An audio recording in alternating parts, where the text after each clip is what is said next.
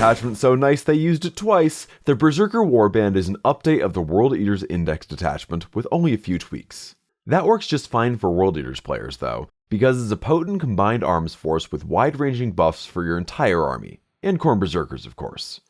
If you'd like to read more about this detachment and the World Eaters' entire skull-taking steez, head on over to goonhammer.com. Link in the description. Detachment rule, Relentless Rage. World Eaters units gain +1 attack and +2 strength on their melee weapons on the turn they make a charge move. It doesn't get much more straightforward than that. With khorne Berzerkers reduced to strength 4 on their chain axes and Terminators dropping back to strength 5 on accursed weapons, this rule is now even more important for getting your infantry to punch up into harder targets. It was good in the index and it's good now too, helping every unit in your army that wants to throw hands. Units with the lower volume of high quality attacks like Demon Princes, Hellbrutes, Defilers, and Mauler Fiends benefit a ton from these buffs, and characters like Khorne the Betrayer and the Master of Executions appreciate the jump to strength 9 when they charge. The enhancements have the same names as the ones in the index version of the detachment, but they've all changed a little bit. The Berzerker Glaive is a straightforward upgrade, granting +1 attack and +1 damage to melee attacks, save for those with the extra attacks rule. It's good on anybody, but downright mean on a Demon Prince, cranking them up to 10 damage for attacks on the charge. The Helm of Brazen Ire reduces incoming damage by 1.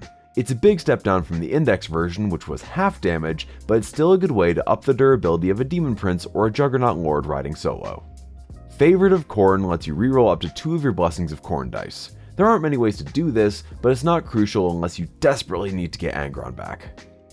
Battlelust lets the bearer's unit reroll charges, and if your Unbridled Bloodlust Blessing of Khorne is active, you've also got +1 to your charge distance. Melee is where you want to be, and as written, this even works on heroic interventions. Some of the stratagems are the same as the index, some have the same function but a different name, and some are completely new. They're all pretty solid. Blood Offering is back, unchanged save for some updated wording. If a World Eater's unit is destroyed while within range of an objective marker, they can sticky it when they die. It's a solid utility piece and a good way to cover objectives while your dudes push up the board. Hack and Slash has you pick a unit and buff their AP by 1 on a turn they charge. It only counts on charge moves, so you won't get to use it after a Blood Surge, but with how many of your attacks are only AP -1, this is a useful stratagem. Frenzied Resilience reduces incoming damage by 1 on one of your units in the fight phase. At 2 CP it's spendy, but a Demon Prince can reduce that cost. It's huge if you need to weather a bunch of Blade Guard or Power Fist attacks on your 2 wound Berzerkers. Skulls for the Skull Throne triggers after destroying a character or monster in melee, letting you immediately make a Blessings of Khorne roll and activate an extra blessing until the end of the battle round. Note that you can't use this to resurrect Angron anymore, as his Reborn in Blood ability only works at the start of the battle round now. Most of the time, you really just want this to activate 6-inch consolidate moves. Apoplectic Frenzy lets one of your Berzerker units advance and charge. There aren't many ways to do that anymore, and if you pair this with the 10-inch movement on Berzerkers led by a Lord on Juggernaut, you can pull off a nasty turn 1 charge. Berzerker's Wrath lets one of your Berzerker units make an 8-inch Blood Surge move instead of the normal D 6 inches. This will be tough to play around, even for a smart opponent. If there's one detachment where you want to take the 20 model unit of Berzerkers, it's this one. The recipe here is easy.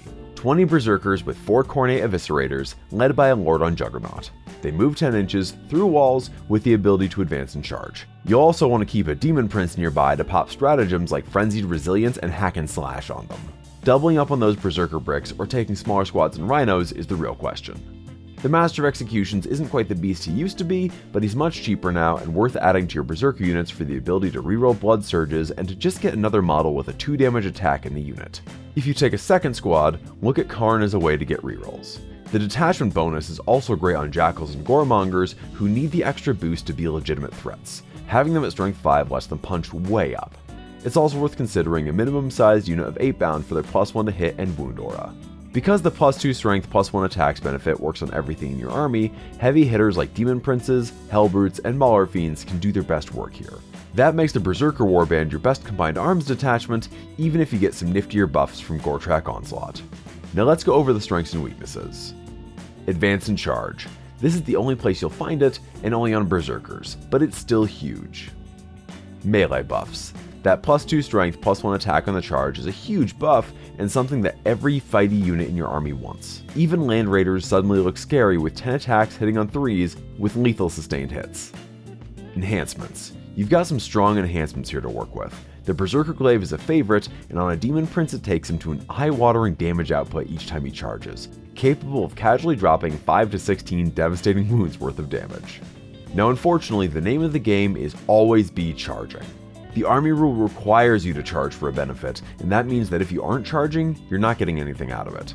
That's a problem if your plan is to blood surge into the opponent, and you might find out pretty quickly that Strength 4 Berserkers are less than ideal. It's also Berserker focused. A couple of key stratagems here only work on Berserkers, and that's a problem because Berserkers. As a unit, they're kinda underwhelming. Imagine Assault Intercessors if they didn't have rerolls to wound. Yeah. They do damage in volume, but you need stacked buffs to make them work, and they die pretty quickly. The Berzerker Warband offers an exciting and balanced way to play World Eaters, and while it's thematic, we don't think it'll be the best way to play the army. Still, there's plenty here to work with, and we suspect that we'll see some solid competitive lists come out of it. If you'd like to read more about this detachment, including a sample army list, head over to goonhammer.com. While you're there, toss a few skulls, or dollars, to us over on Patreon. Lastly, consider subscribing so you can keep up with us as we cover the rest of the detachments in this codex. I've been Berzerker McBloodbath, and I've got the blood urge to blood surge. Thanks for watching.